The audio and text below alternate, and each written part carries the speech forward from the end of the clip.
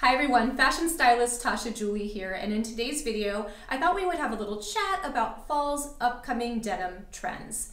Now I think jeans are a really strong foundation of any good base or capsule wardrobe, but there are some newer things kind of coming down for fall. I also thought it would be nice to style up each piece, that way you guys leave here with some outfit inspo to sort of refresh your train of thought when it comes to jeans. Spoiler alert, a couple of these are a little bit polarizing. One of them started out as a complete fail. So not only am I a fashion stylist, I'm also a consumer with mindfulness when it comes to sort of the hamster wheel of trends, and the fashion industry is after your wallet, girls. So it's really important to have mindfulness when it comes to adding pieces to your wardrobe. So it's not necessarily a question of can I afford this, it's should I afford this. So before utilizing any of the links in the description box below, I want you guys to think about if there's something in your closet that is similar rather than buying new.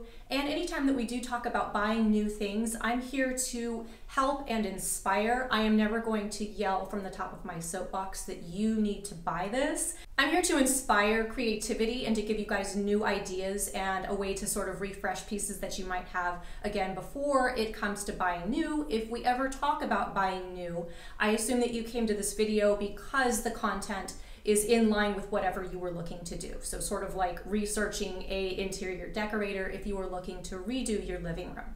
But if you weren't, you certainly don't need to buy this chair or that thing. So hopefully that makes sense. And without further ado, let's get into these looks. The most polarizing denim trend for fall is definitely going to be the barrel leg or horseshoe cut jean, and I can absolutely see why. I did not buy these jeans. These were in my studio for something else, and I was able to use them for this video, and at first I thought they were a little bit nuts. And truth be told, they were very difficult to style. So there were a couple of key components when it came to making these wearable. So at first I had them on with a t-shirt, and anything with a higher crew neck or anything that closed off this part of skin made it very masculine and boxy, and it just did not work. So the jeans themselves, I think, are masculine, and because of the wild silhouette, they have to be paired with a really specific piece or pieces. So in order to have it work, I needed to have some skin showing right here, and then an intentionally very shrunken cropped jacket.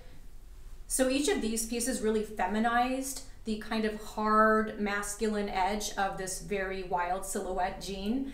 And the other thing that I thought really worked, but it was more of a fantasy girl fashion moment, was pairing it with the Louboutins. I thought it actually looked a little more cute and feminine than it did with the boots, which are still wearable and a little bit more masculine or edgy. The pointed toe pumps were something that really completed the look for me, again with the juxtaposition of the masculine feminine. But I do understand that they are not a day-to-day like super wearable thing, so I would have reserved that look for perhaps a special occasion, event, or something like that. Otherwise, I would be totally fine with just wearing it with the boots for day-to-day, that way I'm more comfortable. I got makeup on my shirt as I was putting this next look on, so if we could all collectively ignore that. Okay, thanks. So this next look is a more classic wearable look that I think pretty much anyone would gravitate toward. It is the straight leg jean. I don't know why that's groundbreaking for fall, but everything that I've looked at says the straight legged jean is on trend for fall. So if you're looking to just kind of dip your toe in the water or want an easy look, this is a really great one. And I've also paired it with another fall trend, the English countryside. And this, I think, is thanks in part to Miss Susie Glass from Netflix, The Gentleman. Yeah, that's what it was called. So she had some really great English countryside looking outfits. So you could throw this on with any blazer, but this was one that I had nearby and I actually ended up really loving it. Just paired with a belt that has some gold detail, as well as playing off that in the earrings. And then just a pointed toe boot to keep everything kind of tonal and fall-esque. This look ended up being one of my favorites out of the bunch. I think it's super wearable and a lot of people would really gravitate toward this. But if you wanted to make it a little more casual, I will throw it on with a different top. I don't know why I said top, but you guys know what I mean. So something different over it. Why am I struggling with what I would call this? I guess it's a jacket because it's not a hoodie, it's not a pullover. But I wanted to show you guys this look with a little bit more casual of a topper. This is something that I would wear just to go and grab coffee, or again, just something more casual, or especially if it was cold outside. This is super, super warm and cozy. It has this fun mountain, slightly western print on it, and it's a great tone for fall. And since this base look is literally just jeans with a belt and a t-shirt, if I wanted to go a little more casual than a blazer, I would totally just grab this and throw it on to go get a coffee or something a little bit more casual. So this next look is actually two of fall's denim trends in one. I am rocking both oversized and wide leg jeans. But you might be looking at it and thinking it looks pretty easy, and that's what I love about it, because this look was just built off of really good fall capsule wardrobe basics. So to break it down in the most simplistic of ways, this is literally a sweater and jeans, but these are some elevated basics, again with the wide leg oversized denim. And I know somebody's probably gonna ask, I have these jeans, which by the way I love, in my regular size that is a little bit more form-fitting, and I took a 2 in that. I sized up in these to a 6 for the intentional oversized look. And because this look is made of really good elevated basics, I think the gold detailing on these buttons kind of elevates the cardigan. And then playing off the gold in the earrings.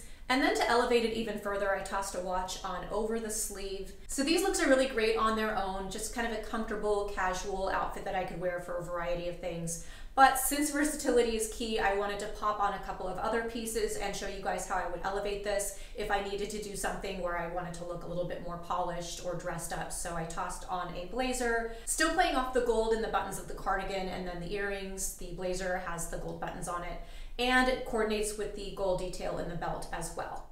One of the other fall denim trends that I really love is coated jeans. And now this look started out as a complete fail. When I first put this on, I did not love it. I don't want any of you guys watching to think that just because I'm a fashion stylist that I don't ever have those moments where I get dressed and I pop in front of the mirror and I'm like, ooh, I hate this. That happens to me. It's completely normal. And there are ways that you can either make it work, in the wise words of Tim Gunn, or scrap it and wear something else, in the wise words of Tasha. So when I first put this on, I did not like it. And the reasons that I didn't like it is that I felt like it was kind of frumpy. It was leaning masculine in a bad way, not in a cool, trendy way, but like construction worker man. It just wasn't a vibe. So upon further scrutiny, I decided the reasons that it wasn't working was that it was overall kind of a blocky look. And so I just simply unbuttoned the shirt a little bit to sort of take away that blockiness of the look. And then I also changed out the boot, which at first I thought the boot was a great vibe because it kept things tonal and would add a little bit of height and length to the look, but it just was not working either. So I ended up swapping out the boots. That way I'm also showing some skin in the leg and top of the foot area. A really great trick when it comes to styling your pants, if you want to look taller, is to get a shoe with a lower vamp, and that's just the word for basically the cut of the shoe. Toe cleavage, for lack of a better word. So if you're showing a little bit more of your foot, you're going to look longer and taller. So these quick switch ups of this kind of blocky outfit that I didn't love, it ended up becoming a lot more cute and wearable. And then, because I am a stylist, I wanted to play around a little bit. And as I was looking in the mirror with this look, and I was like, you know what, I want to try something. And it's a total wild card. So if you guys are into more classic styling and this isn't your cup of tea, totally fine. But sometimes it's fun to experiment. Sometimes you look at it in the mirror and you're like, whoa, this is not it. Other times you look at it and you're like, wow, I just came up with a really cool outfit idea. So it's always fun to play around. If it doesn't work, you can always change it. It's just clothes. It's not that serious. While I was wearing this first look, for some reason, it must have been the shiny brown and black combo that made me think of this dress that I had in my closet. So I wanted to throw it on over the pants for the more like of the moment that all the fashion girlies really love, with a dress over pants. It is a little bit different, so if it's not your cup of tea, that's all right. And then to further the playfulness of it, I decided to see what it looked like with this crop jacket on to kind of continue the play on the unusual proportions.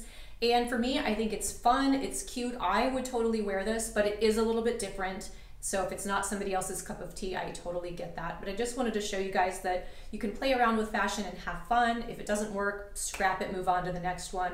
Or maybe you're gonna end up with something you really love, which in my case is what happened when I experimented with both of these looks for the fall denim trend of the coated jeans.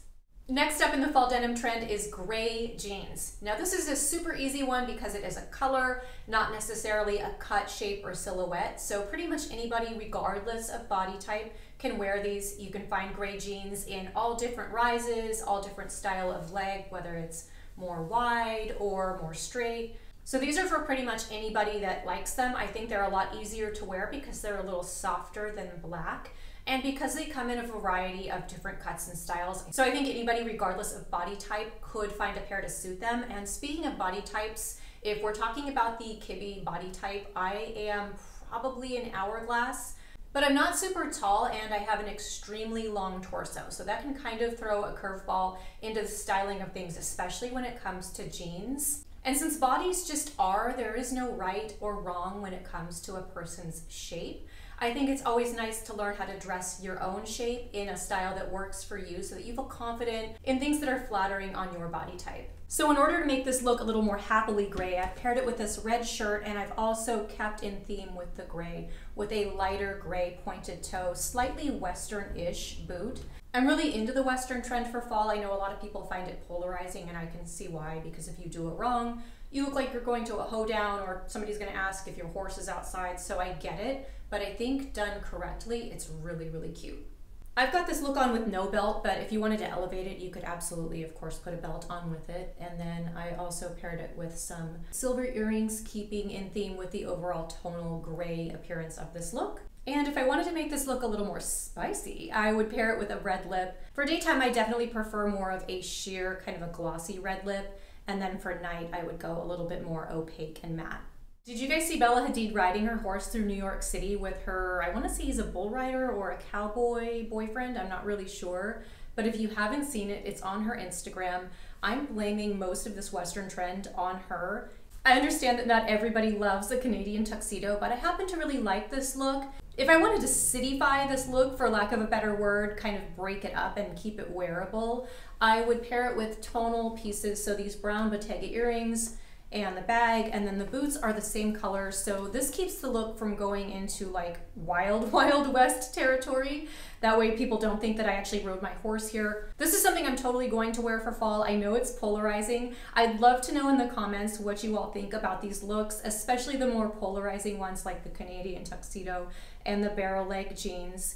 Also, don't forget to tag me if you do recreate any of these looks using my base looks as inspo. I love seeing what you guys come up with. So until then, be well, and I hope to see you soon.